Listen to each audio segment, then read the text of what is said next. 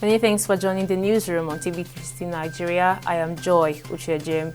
Ogun State government has placed Oba Abdulsemiu Ogunjobi, the Olorile of Orile Ifo in the Ifo local government area, on a 6-month suspension over what is called an uncivil conduct.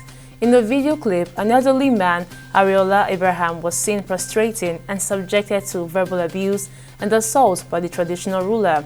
The State Commissioner for Local Government and Chieftaincy Affairs, Ganiu Hamzat, disclosed in a statement in Abeokuta that Ogunjobi's conduct was not befitting the status of a king.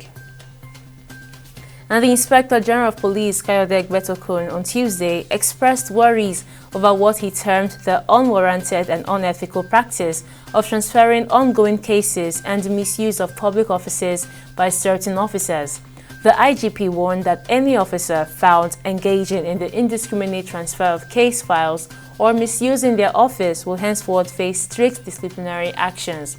The police was in a statement issued on Tuesday by the Force Public Relations Officer, Olumuyiwa Adejobi, stressed that these practices undermine investigations and diminish public confidence in the force. And the Comptroller General of Customs, Bashir Adeniyi, has declared total war on smugglers across the country, saying that their illegal activities are threats to the national economy. The CGC, while also reiterating confidence in the operations of Operation Whirlwind, insisted that the newly created arm of the Customs Service will continue to tackle the menace of smugglers.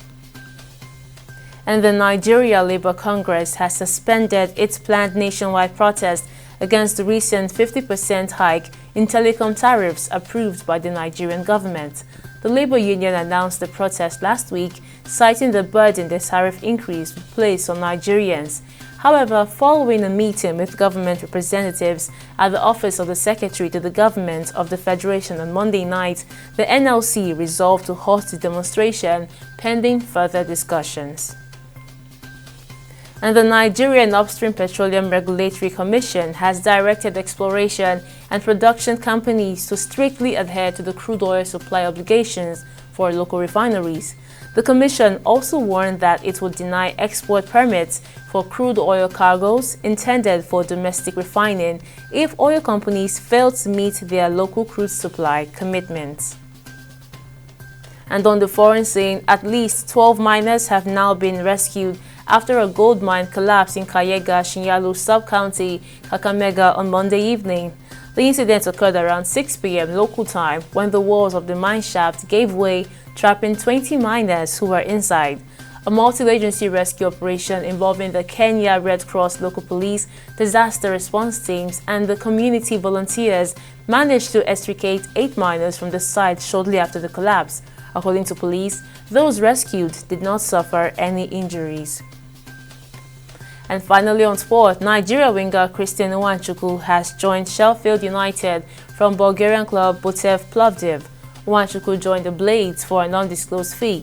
The 19-year-old penned a deal until 2027 with a 2-year option.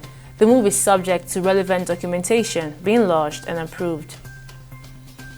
And those are the major stories from our newsroom at the moment. We'll bring you more updates at the top of the hour.